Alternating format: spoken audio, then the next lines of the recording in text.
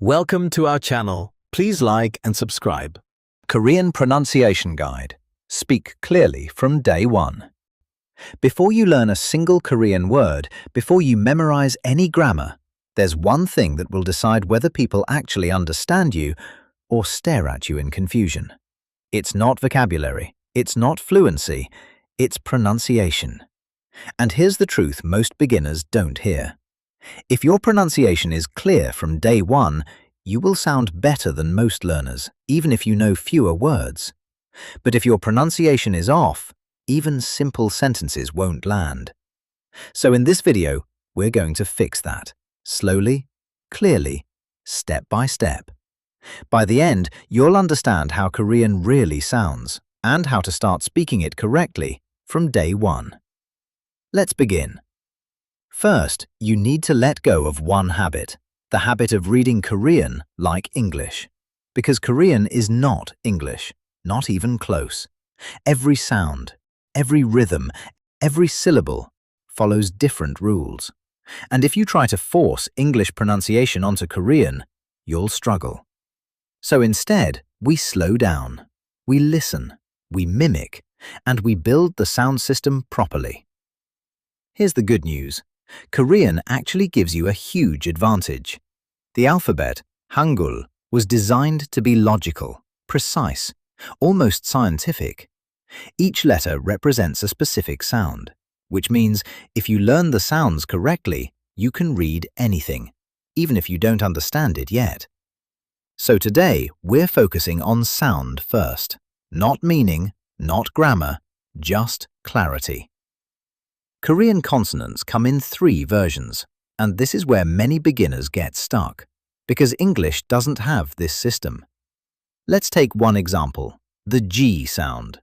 In Korean, you don't just have one, you have 3. Soft, n. Tense, n. Aspirated, k. Now listen carefully.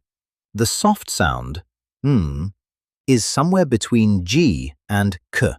Not too strong, not too weak. The tense sound, n, is tight, pressed, almost like you're holding the sound back. And the aspirated sound, k, has a burst of air, like a stronger k. So instead of thinking in English letters, think in energy. Soft, tense, aspirated. Let's slow it down. Repeat after me. Again. Good. This pattern exists for several consonants, and mastering this changes everything. Now let's talk about vowels. Korean vowels are clean, simple, and consistent. Unlike English, they don't slide, they don't change shape mid-sound. For example, E is A, N is but deeper, He is O, M is U. Hold each sound steady. Don't stretch it, don't twist it, just keep it pure. Let's try. E, He, Again. E, He, Nice. Clarity comes from consistency. Now, here's something unique. Korean doesn't write in a straight line like English. It groups sounds into blocks. Each block is one syllable. For example, han. This is not 3 separate letters. It's one unit, pronounced han. And each block follows a rhythm. Start, middle, end. This rhythm is key because Korean is not stress-based like English. It's evenly timed. So instead of emphasizing one part, you give equal weight to each syllable. Let's try. Han, guk, o, han, guk, slow, even, balanced. Now we move to one of the most important parts, final consonants, called bachim. This is where many learners lose clarity, because the ending sound often changes. For example, the letter n at the end of a word is not pronounced S, it becomes T. So, mat is not mass, it's mat.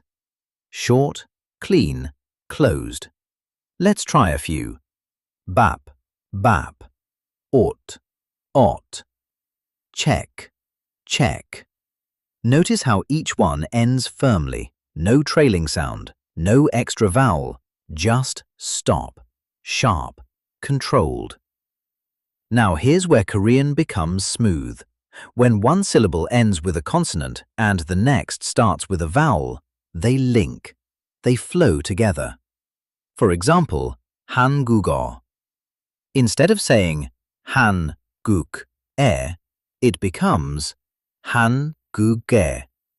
The final consonant moves forward. This makes Korean sound natural, not robotic. Let's try slowly. Han, guk, o. Now connect it. Han, gugo. Again. Han, gugo. Feel that flow. That's real Korean rhythm. Korean doesn't rely heavily on pitch like some languages, but it does have a natural melody. Sentences often rise slightly, then fall, especially at the end. So instead of sounding flat, you let your voice move gently.